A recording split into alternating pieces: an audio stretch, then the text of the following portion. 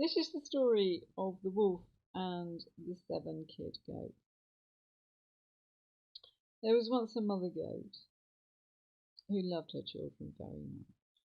But there came a day when she had to go into the forest, and she had to leave all 7 of her babies at home. And she said to them, "Make sure that you don't open the door to anyone except me." And the baby goats nodded and said that they would be careful, and said that they would be vigilant, and they wouldn't open the door to anyone except their mother. So the mother goat went off into the forest, but a wolf who was watching the cottage saw her leave, and the wolf was very hungry. So the wolf went up to the door and knocked and said in his deep, gruff voice, "Open the door, little ones, it is your mother here." But the young goats knew it wasn't their mother's voice, and they said to the wolf, "You are not our mother. Our mother doesn't speak like that." So the wolf, who was very cunning, went into the town and bought some chalk, and he swallowed down the chalk, and it made his voice a lot higher and a lot nicer. So the wolf went back to the cottage and knocked on the door and said again, "Open the door, my dears, it is your mother here." But the wolf placed his hands, his front paws, on the windowsill.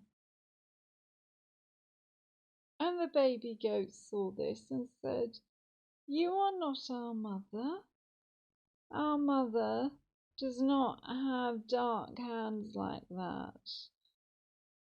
So the wolf went into the town and he bought some dough from the baker, and he covered his front paws with the dough. And then the wolf went to the miller and said, "I need some of your fine white flour." But the miller said, "I know you are up to no good." And the wolf grinned and showed his teeth and said, "If you do not give me the flour, I will eat you." So the miller gave the wolf the flour. Such is the way of the world. And the wolf used the flour to cover the dough on his paws. So the next time he went to the cottage, he knocked on the door and he spoke through the door to the kid goats and said, "This is your mother." And he placed his fine white paws on the windowsill. So this time the baby goats were deceived, and foolishly they opened the door and they let the wolf in. And of course there was pandemonium as the baby goats fled for their lives. And they hid behind the curtains, and they hid under the bed, and they hid in the kitchen sink, and they hid under the kitchen table. And the youngest and smallest goat hid in the clock case. But the goat found the kids behind the curtains and under the table and in the kitchen sink, and he ate 6 of the 7 baby goats. So when the mother goat came home from the forest, it was to find the tables turned over and the chairs turned over and the curtains ripped, and none of her babies were there. But she heard a little voice bleating from inside the clock case. So she opened the clock case, and there was her youngest baby goat. who told her what had happened. And together the mother and the youngest son went in search of the goat, and they found him. Went in search of the wolf, and they found him in the meadow under a tree, sound asleep. And the wolf was snoring so much that the leaves on the trees were moving. And the mother goat looked at the wolf and saw something was moving around in his belly, and there even seemed to be a little hoof trying to kick its way out. So the mother goat said to her youngest son, "Go back to the house and find me a knife and scissors, a needle and thread."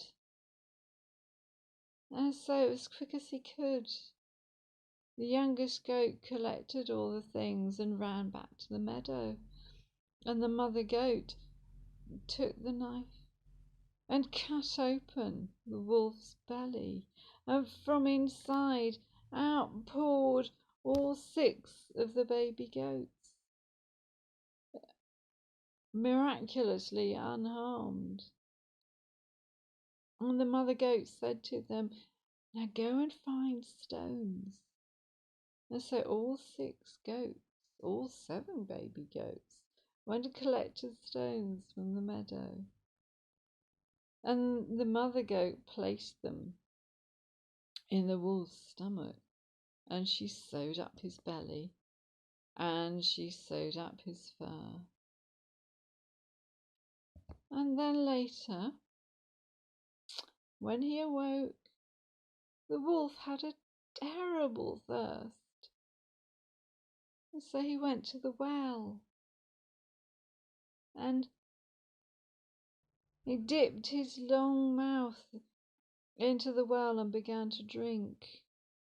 But he fell into the well, and the stones in his belly were so heavy that he couldn't get out. So he drowned, and that was the end of the wolf. And he never bothered the 7 kids ever again. But the 7 kids were always much, much more aware of strangers after that. It's a story that people tell to children time and time again, isn't it? Is beware of strangers. Do not trust people that you do not know. And I think really the wolf is and a bit later we'll be telling the story of Red Riding Hood, and of course the wolf isn't a wolf in the sense of wild dog. The wolf is a wolf in the sense of untrustworthy person, I think. Seem to be a lot more untrustworthy people in the world than there are wild dogs. Here we are. There's various wolf stories coming up, and the Norse story of the Binding of Fenrir is another one of my videos, which is at the end of one of the Norse stories. Something quite primeval about being afraid of wolves, and of course there is something about a wolf's howl, I think. And yet wolves are incredible animals. They're very cooperative, they work together, they hunt as a pack, they mate for life, and they are excellent parents. So stay with it, because there's lots more wolf stories and lots more Grimm's folk tales coming up. I hope you enjoyed that one.